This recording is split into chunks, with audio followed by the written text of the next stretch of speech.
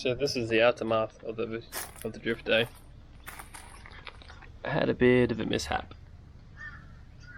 Now the headlight is like stuck straight up. It doesn't want to fold down. It still works, but it's just not going to move anymore.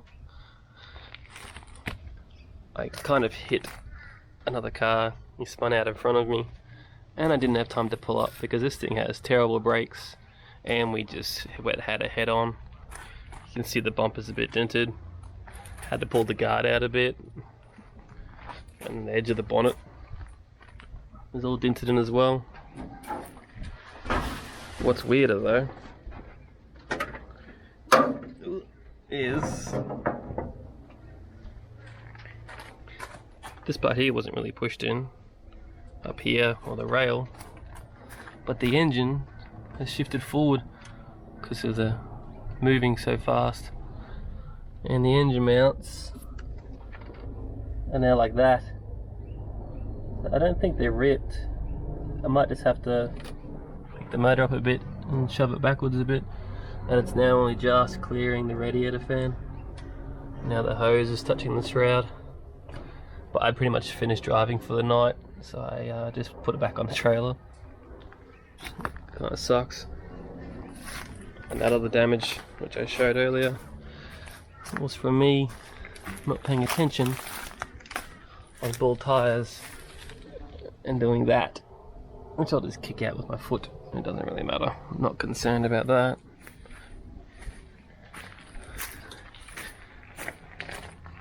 Now I thought I'd fixed my electric steering. It obviously works, but I can't seem to get it to return to center. So when you're going through a corner and you want it to return to center, when you release it to change direction, it doesn't do it, so you've got to manually feed it, which doesn't work, and you just spin out really easily. Oh wow, I just noticed this because I unpacked this car at night time. Look at the shifter plate. Look at that kink. That was flat. So as I said, the motor's gone forward, which means the gearbox has gone forward. And it's done that. You can see it's sort of torn the metal a bit. So it's moved forward a good inch or two. Wow. Just shows you the force of what happens when you hit something. Everything wants to move. I also put in a different water temp gauge, just a digital one, so I actually know how much temperature I've got now, which helps. The only other problem is my fuel system is playing up. I have Mr. Octopus in the back, and I think the pump was getting a bit hot because it was like it was fuel surging, but it wasn't because it had lots of fuel. So I don't know. I think I might need to get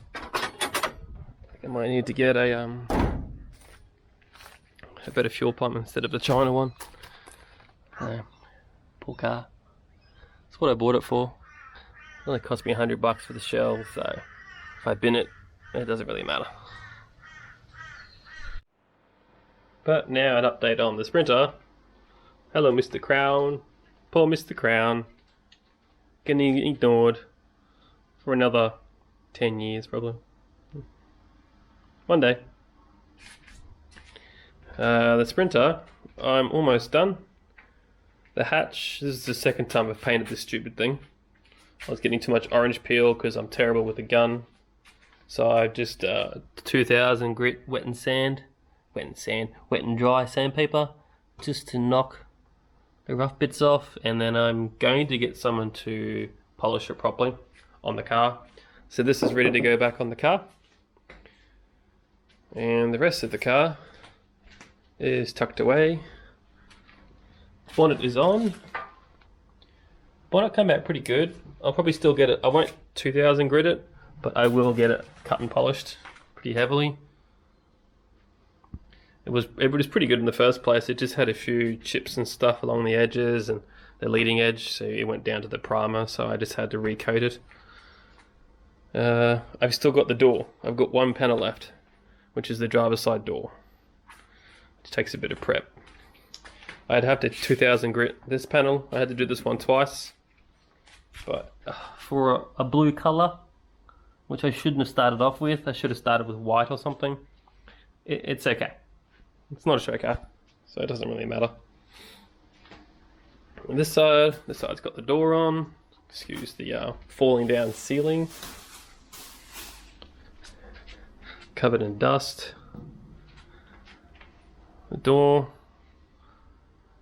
not too bad. I've got a bit of light filler on here that went over some paint runs, and the trick is you put a light bit of Bondo on, then you sand down through the layers. The bog protects the paint, and once you get to the paint runs, you sand the paint runs off, and lightly get rid of the rest of it so you don't sand through, you clear. There's another little spot up here I had to do as well, but I just haven't had time to get to it yet. I just wanted to get all the panels on and do that later on. So once I've done that other door, I can get someone to come over and do a cut and polish, chuck the hatchback on it. I went to the wreckers and I found a whole bunch of brand new bolts, almost brand new bolts. Here, I'll show you. That's what you do instead of going to the bolt shop. Depends which ones you want, because there's a lot of weird sizes when it comes to panels on bolts on cars. Where is that bag? The bag is going walkabout. What a surprise in this shed. I would have thought I'd lose something. So it needs it cleaned badly. Anyway, went to the wreckers and I bought a whole bunch of bolts and nuts, nice shiny ones. Where is it? Hang on. Nope, can't find it. Whatever, doesn't matter. It's just bolts. In the meantime, I've been really busy because I've been buying and selling a few cars just to pay for the ae86. I recently picked up a 350Z track edition, which had this lovely thing in it. Now this motor is like the next model up from the one that's in the ae86. The ae86 just has a VQ35. This is a VQ35HR, so it has the twin inlets, different intake manifold, fancy factory headers, quite nice ones, which I can't use because my firewall is like here. Has different compression, and I think it has better conrods and pistons. This one I pulled out of the car, it's down on compression a little on 2 cylinders. So I sort of just put it off to the side for now, and it might just be a spare for the ae86. If I sell it, I sell it. I might just, I think it's down on some valves. I think there might be a burnt valve on it, which is a bit of a pain. But come with a aftermarket solid flywheel and XD clutch, which is cool. So I might just sell them because I don't need those. And I kept the ECU and the full loom as well. So I'll just keep it on the side for now and, I don't know, decide what to do with it later. This has a better cooling setup too. They changed to having the pipe go from the back of the head through underneath the intake manifold out to here, whereas mine goes around this side up to the front of the motor, and I think they had cooling issues in their heads. I would have preferred to have this motor in the first place, but they were too dear at the time. I just ended up getting a whole car for really cheap and just wrecked it for parts, and ended up with this one. So, I don't know, we'll just leave it in the shed for now and decide what to do with it later. That's it for now. I've got a lot of things planned soon.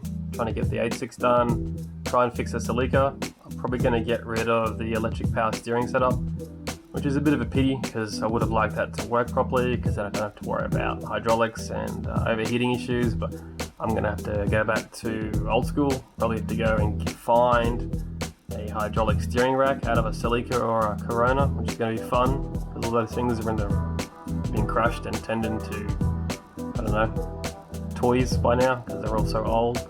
So that's going to be joyous. And fix the engine mounts, because as you've seen, the whole engine's just being thumped forward. It's not costly stuff, it's just time consuming, and I really need to get the ae86 at least panel wise done, because after the panels are done I can send it away to get the interior done. I'm doing a little bit of the interior, but things like headlining and carpet and stuff like that I don't want to do myself. And while it's away, I might be able to do some other projects in between and go from there. So it's been a while between videos, but just trying to get caught up with all this stuff. That's what happens when you have too many cars. Just have one car. One car is enough.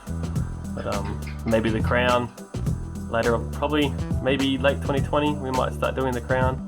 The Crown is actually more interesting to me at the moment because I've been fiddling with the ae86 for almost 6 years now. You get a bit tired of it, but I'll be happy when it's done. So until next time, thanks for watching, and I'll try and do some more updates soon for you. See ya!